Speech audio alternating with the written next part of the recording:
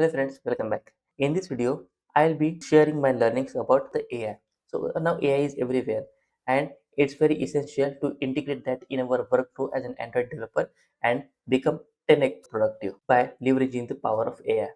So in this video, I'll be teaching you how to set up everything about the AI. We'll be using a GitHub Copilot extension for Android Studio and with the AI, let's build great apps. And now jump into Android Studio and see the setup. So here I'm in one of the Android Studio project and now let's see how to install the GitHub Copilot. So just go to setting, file settings, and here in the plugins tab, you can select marketplace and search here Copilot. We'll be using the Copilot because I feel that it becomes so much easy and comfortable to select different models, select the different type of agents, and then work with it. So I just click on install, and after 1 2 minutes, it will get installed. And now it will prompt for restart ID. Once it's installed, just click on this restart ID, and the ID will be restarted. After ID is restarted, it will the Copilot will complete its configuration and it will be ready for use. So we can install different models in the chat. So we'll need a specific API key for the respective models for the respective companies. Like if you want to use the chat GPT's model, then you will need a OpenAI's API key. So that things we'll also need. So, but that is optional. You can start using GitHub Copilot directly with it auto. So you can see here, you can see something like this icon, GitHub Copilot chat. So if after you click on this one, it will show you something like this. So these are some of the previous chat. I have already installed this Copilot plugin earlier. So that's why it's showing me this history. I can delete a history from here, archive. So here is how you can put any prompt. And if I want to ask anything about this file and I want to include this file as well, then I can just click here and this file will be included. So I just want, if I couldn't understand what is the meaning of what this function is doing, then I can just write what please explain me what the get questions function is doing on line number 45. So you can just write this, and by default you won't see any of this one. Just auto, you will see just auto here. These configurations are visible here because I have already integrated the AI or API keys of these different companies. That's why these different models are getting shown up. So by default it will be an auto and it will be an ask. So I'll just show you how this works, and I'll put a prompt here. So yeah, it has taken these two files as a context, and it is now thinking and it will give us. So yeah, you can see here font size may be smaller here. Let me check if I can increase the size. Mm,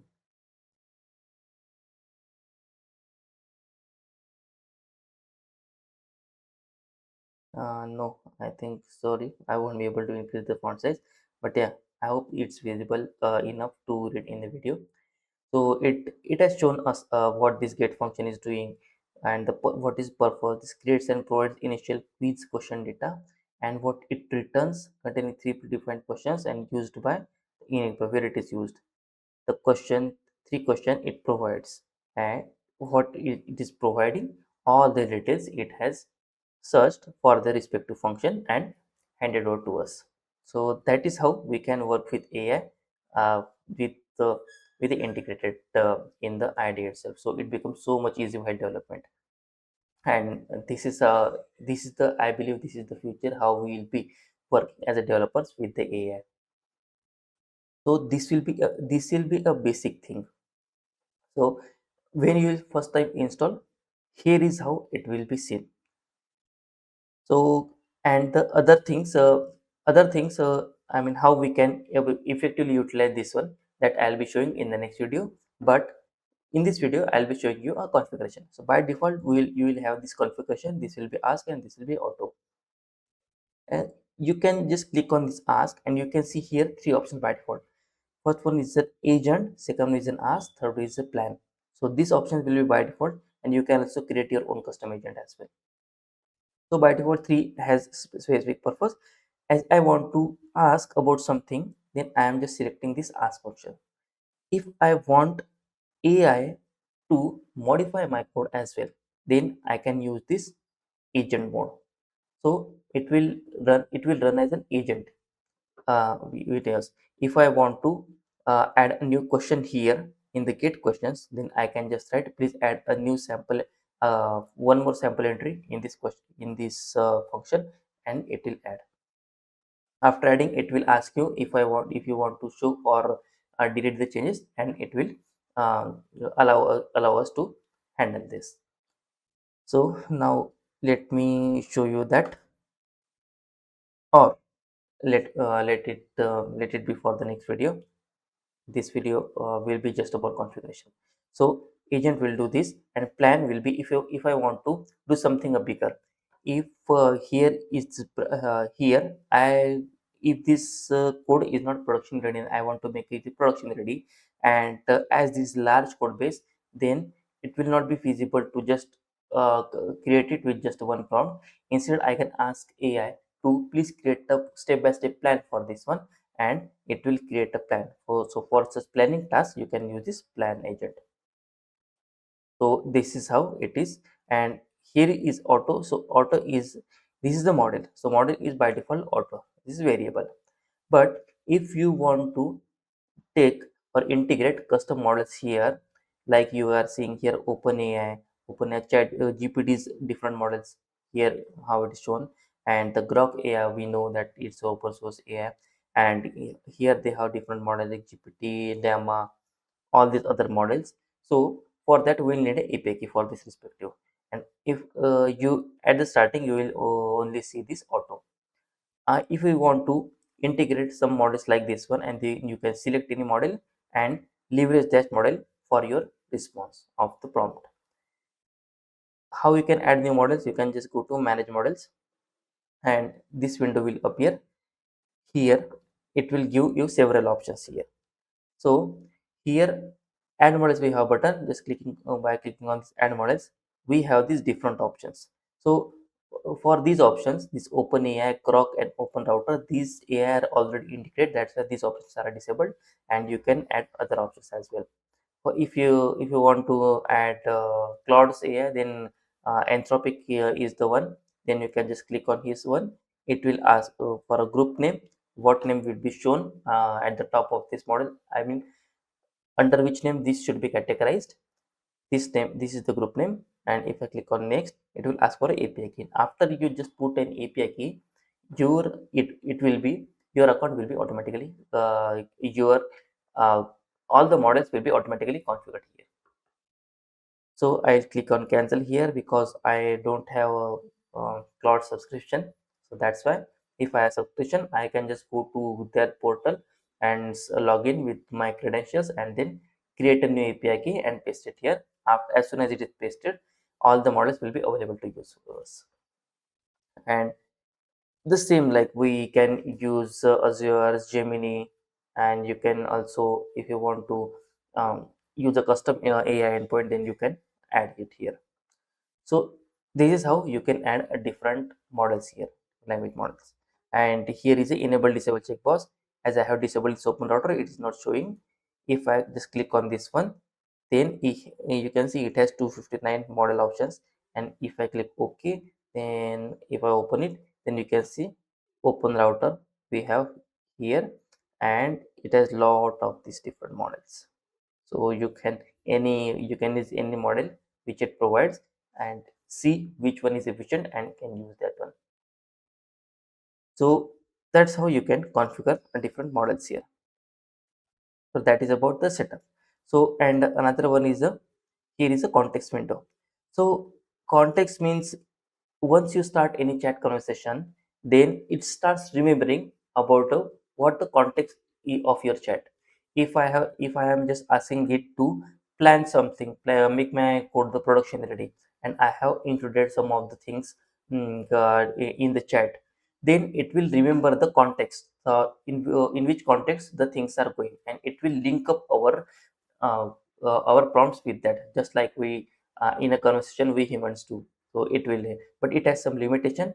It has some uh, context window, and it is dependent upon the tokens.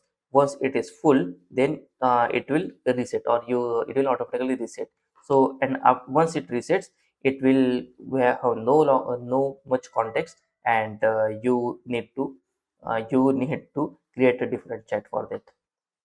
So just keep an eye while working on this context window. Then don't ask too much of things in single chat session. That what I'll recommend. Or I can also recommend that if you want to use a plan, then you can create a separate file for this one, and while referencing this, just include that file here. So instead of using the context, even if it loses context, then it can get a context from this file. So that's how we can use that. And here is the AI credit usage. You can see I am on currently on the free plan, so it has this much of limitation. I am currently 0.6% use, as I have just installed it right now. And we can also upgrade a plan, and you can see all these things here. You can see cost saving tips also as well. So yeah, this is how it works. If you want to create a new session, then you can create a new session from this one, and the previous session will be get saved here, and you will get a new context window for every new session you will create. So yeah, that's how you can install and integrate. You can configure the GitHub Copilot AI in your project and add different models. So if you want to see, I can show you how you can put the API key uh, for this one. I can show for some of the models. Yeah, I just click on a manage models. Yeah. So here is a if you add we can add here API key. So it is asking for a different modes, but probably if you are using this, then just API key will be sufficient. So you can just go to your OpenAI's portal, or any portal which you have selected OpenAI, and just create an API key here, and you can just add that API key here.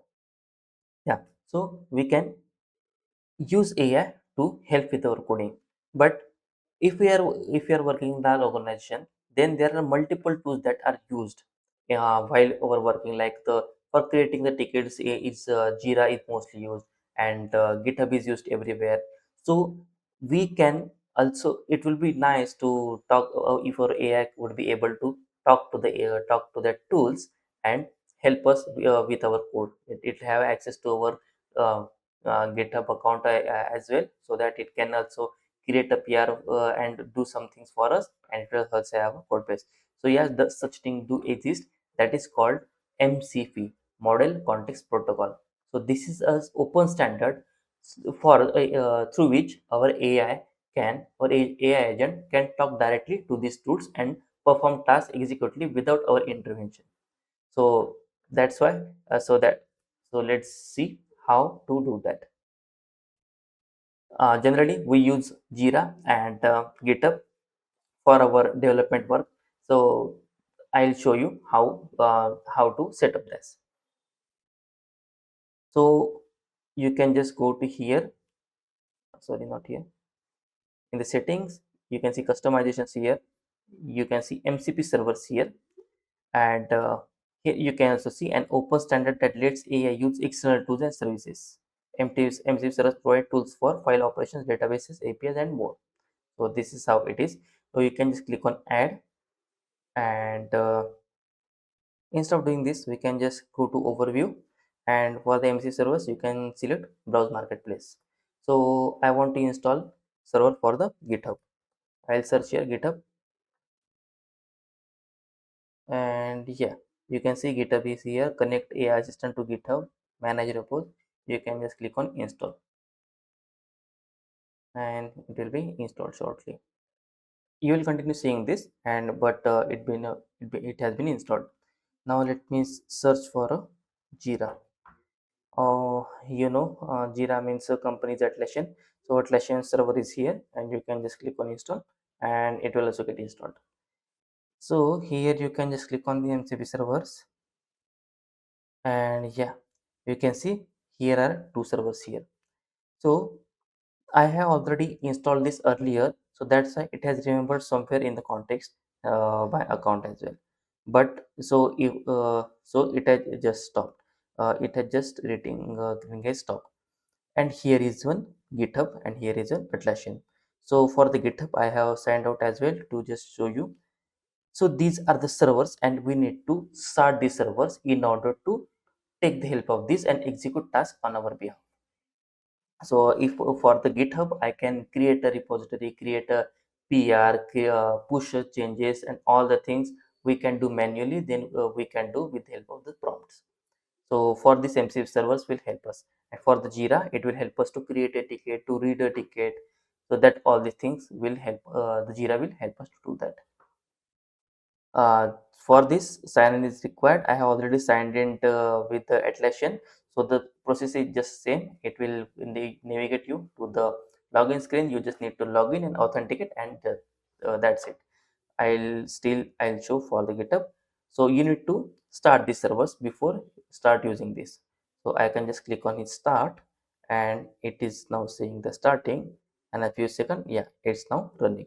So make sure whenever you are using this, you want to use the features of the Jira or any tool, you will need to start the MCP servers. You need to be your MCP servers should be running.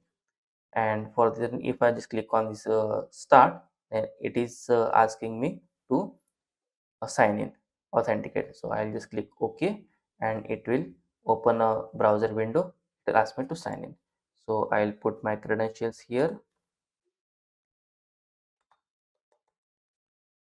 and will sign in with this one. It will ask me for the authorization. I'll just click on continue. Yeah, authentication successful, and I can go back to my ID, and yes, it's now also configured, and it's also now running GitHub MCP server. So both of these servers are running, and uh, I can do the task with the help of just prompts on these tools. So this is how we can configure MCP servers for this. Now we are all set up. In the next video, we will be doing or we'll be actually modifying a project. We'll be actually seeing how this how to use this agent, how to plan this, and how to execute this with the agent, and how to use this MTP servers. Everything will be well reading in the next video, so don't miss the next video. I'll put a next video's link in the description. So yeah, that's it about the setup, how to set up all those tools in the Android Studio. If you are facing any type of issues, then let me know in the comments box below, and I will try my best to answer those. If you want a personalized help, then I am also ready to help. For that, you need to join a WhatsApp group of AshishMobileDev. The link is in the description, where all the other developers are also there to help you, and I'll be also there to help you out with any of your queries. If you are a complete beginner to Android development and want to a personalized guidance, then I am happy to help for the personalized guidance. Then you can connect with me.